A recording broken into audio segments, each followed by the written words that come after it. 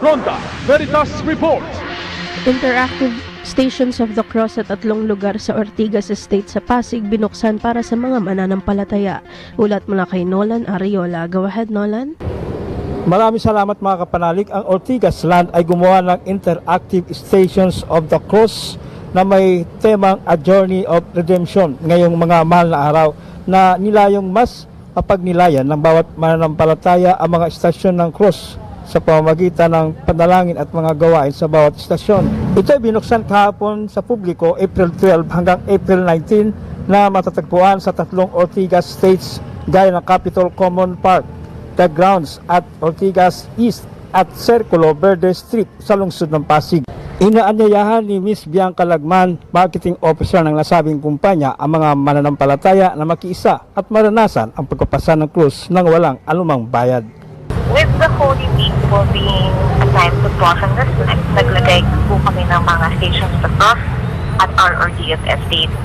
Sa The Grounds po makahanap sa Ortigas East, ito ang kung nasaan ang tiendesitas. The Strip sa Circulo Verde sa Quezon City, and may interactive stations to cross kami sa Capitol Commons Park.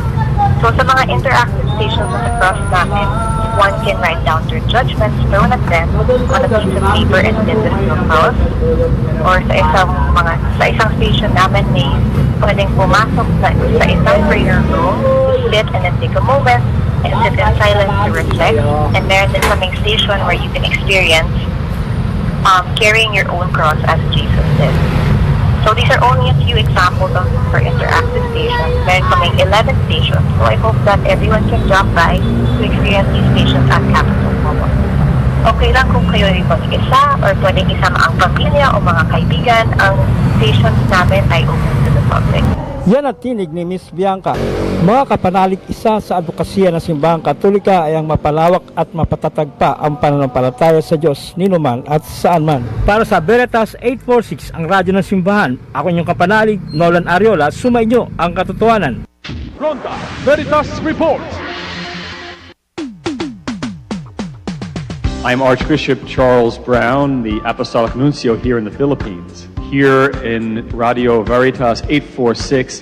I just want to invite you to continue to listen and spread the word about this wonderful radio station, Radio Veritas 846, which is serving Catholics throughout the Philippines. It's a privilege for me to give this word of appreciation and encouragement to all of you listeners.